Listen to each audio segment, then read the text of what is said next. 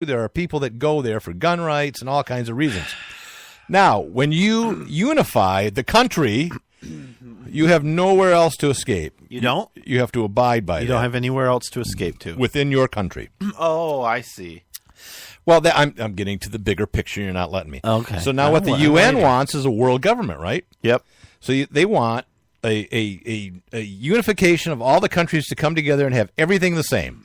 All the same rules and everything, and then you are a citizen. You can go and live and work and do anything you want. It sounds fantastic until all of a sudden, you have a tyrannical world government. Where do you go? Mars? Yeah. Where do you go to escape the tyranny? The moon? I think we're being set up pretty well to colonize the moon I and think, Mars. I think you go to Fargo, North Dakota, because nobody wants to go there and do anything there.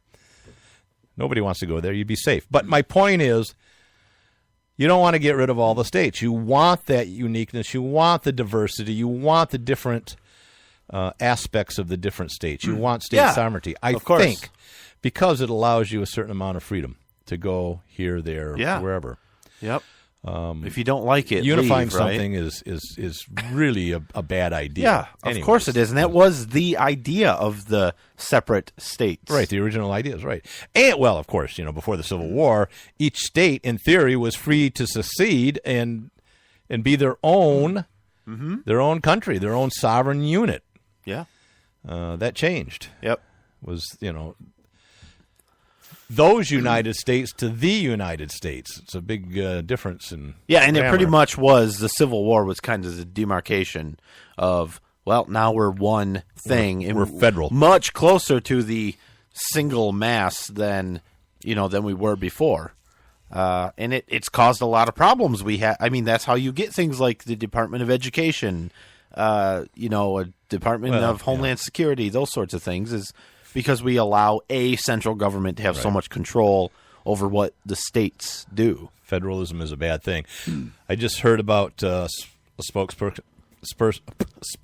for the NRA, and one of the big issues that they want to do is to try to pass national reciprocity with concealed carry permits. Well, and we know that the NRA is a bunch of socialists. Yeah, and so there's good and bad to that, and mostly bad. The scary thing is, he who giveth can take it away. So if you have a federal sort of CPL, they can pass laws to change that where no CPLs are good, and the state loses control. Yeah, that's the big issue. Leave it up to the states to determine. Well, but look at driver's license. That seems to have worked fairly well. It's fairly uniform. Your driver's license is good in all the states, and they all agree on that. There's very few people who disagree with the idea of driver's licenses, though. Well, of allowing people to drive. Except for the sort of sovereign citizen movement, which says that's not what I meant. Yeah. That's not what I meant, because I personally completely disagree with the idea of having to register to drive a vehicle. Yeah. What I'm saying, though, is generally everybody agrees that you should be able to drive a vehicle.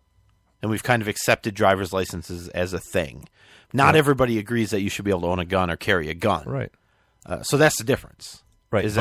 But it's really not when you get to the core, right? It's the same thing. Right. I agree with that. Both a right. And having a federally recognized driver's license law is wrong as well. Did it? Or I don't know enough about it, but I thought it was all of the states sort of agreed to that. Then that's a different story. And they sort of accepted that. I don't know if there's why? Federal law. Yeah, well, why did they agree to it? It's like Common Core, where it's a state thing, but the federal government's really going to push it and going to make funding dependent on whether or not you adopt this. Maybe like the speed limits, the drinking age, those sorts of things. Drinking level when you're driving, the 0.08, being standardized throughout the country. Right. Right. So it's what's the term? Coercion. Yeah, coercion. There's another thing that's, it's like protection, where you go in there and you'll do this or you'll get your limbs broken. Torture? Torture. You went right there, huh?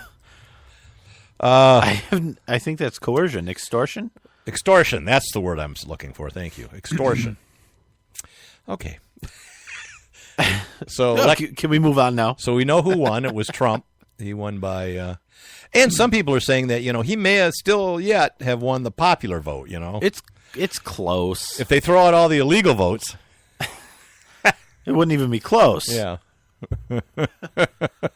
Yeah, well, right. There may have been no votes for Hillary Clinton. Hillary Clinton. I don't personally know anybody Who's illegal? who's illegal Right. or that voted for Hillary Clinton. You know people that voted for Hillary. But Online, I don't know anybody like in real life. really? Yeah. You know my wife. You know my daughter. I'm never coming to your house All right. again. Yeah. So you do know people. All right. So You just called them out on international, I know it. interplanetary. Right. It's going out there to Mars. They're laughing. You think so? Oh, gosh. Yeah. Oh, those crazy earthlings. Little do they know, 2 more years we're vaporizing Wow. Hey, no, according to Stephen Hawking, Yeah. he's the smartest guy in the world. He's pretty I don't know smart. if you knew that. We have very limited time because of global it. What now? Oh, we just got a call in. Oh, yes, Stephen. No, he says we only have a measly 1,000 years left on this earth. And what happens then? The earth goes away because of global warming. Oh, what a dork. Yeah, no kidding. He doesn't know anything. Right, that's what I'm saying. 1,000 years. Dummy. God. So, I don't know. What do you... have you been have your wife and daughter been out protesting and burning things? And They have not, but I Beating talked to people my up? wife. I go, are you, this was last week. I said, are you afraid now? She goes, yes. I'm very afraid. I said, of what? She goes, I'm afraid that we'll be bombed. That he'll say something and that our country will be bombed in that war. okay, And I said, okay, probably not that going to happen. two things to say about that. One, that is a much more legitimate fear than most of what I'm hearing. Okay. Two, with somebody like Donald Trump, I'm pretty confident, whether you agree with it or not, that we will have a strong military. And we're probably not going to be bombed in any way that's like devastating. Right? Yeah, okay. I mean, I think he's going to ramp up spending. It's going to be ridiculous. It's going to be George Bush. We're going to be way overspending on the military more than we already are. So I think we'll be safe, though. Is what I'm saying, because I think we are going to have a strong military. But, okay, good. So I'm not afraid of that. But I think that's more realistic than, for example, Donald Trump single-handedly running around and confiscating all of the gay people to put them in a camp. Right. Or something like that, Kicking right? all the Muslims out of the country. The legal immigrants, right? Right, I mean, right, that's They're already here. That's the thing is people are afraid, like, oh, I'm a person of color and I'm scared. Right. Of what? Oh, my God. What if you're a gay Muslim of color? Got to be petrified. I would think so, especially if you're Mexican. Well, if you're a Muslim and you're gay, you're probably already dead. Well, yeah. Because it's not Trump that's killing the gays. Yeah, right. And that's the thing is it's like Jeez. I saw somebody say that they were afraid of Trump and they were thinking of going back to it was Iraq or one of those places. And he was gay? Or she was No, gay? but Oh. I'm like, you if you feel safer over there, Yeah, go go, ahead. go. But I don't think that's a safer place for you. What idiots. Holy cow. Crybabies, right? Ridiculous. Absolutely crybabies. They've And got I think the diaper pins. And I think a lot of them are women who feel bad that we don't have a female president. the views And I- expressed by Brian do not represent Well, I'm telling you, anybody's there's a views. lot of women that are upset about that That's because true. I talked There to many that said, yeah, I know she's not really great and she lies, but she's a woman and I'm voting for her anyways. It's horrible. You know. Like that's completely irresponsible. Well, I mean, we use similar logic because we said we don't really necessarily agree with Trump. We don't necessarily think he's the best candidate, but we don't want to vote for Hillary Clinton because she'll be worse, so we'll vote for Trump. So some of us did that. I don't know how you're speaking for me and claiming I voted for. I know who you voted weren't for. there. And listen, I know people. I know how you voted. By the way, in case anybody's wondering, because I know our listeners have been waiting to Oh, my goodness, yes. hear the results of the local election. Oh, the Nathan Nephew for DeWitt City Council. Is that what you meant? No, I don't know. Okay. Are you talking about another local election? Yeah, that was. Okay. Yeah, I don't. One of the friends of the show ran for some council. Yeah, got their butt kicked. By the way, so Did they? sad. Yeah, this It was- this so friend it of was mine, this friend of mine told me in the morning after the election. He says, "I lost bigly." Oh, geez. Yeah. So I looked at the results, and he was not lying. Well, it was a third party split the votes amongst the non front runners. Right. I think that was the problem. Yeah. If there wouldn't have been a third party running, I might have won. Yeah, and I think some of these people just were more well known than this person, and No, more- all more of them were. or more connected, All of them were better looking, nicer haircuts, without a doubt. harder working, smarter. Campaigned. They campaigned. They had sponsors and donations. And They didn't say that they wanted to get the city into a nuclear war. and my friend wanted to build a wall around the city. You Got to keep the riffraff out. yeah. Yeah. Anyway, so I'm sorry to hear. No, that. it's okay. I'm fine with it. 2 more years, baby. Let's see.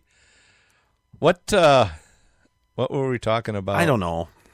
Oh, there were reports that Hillary was drunk and violent and crazy.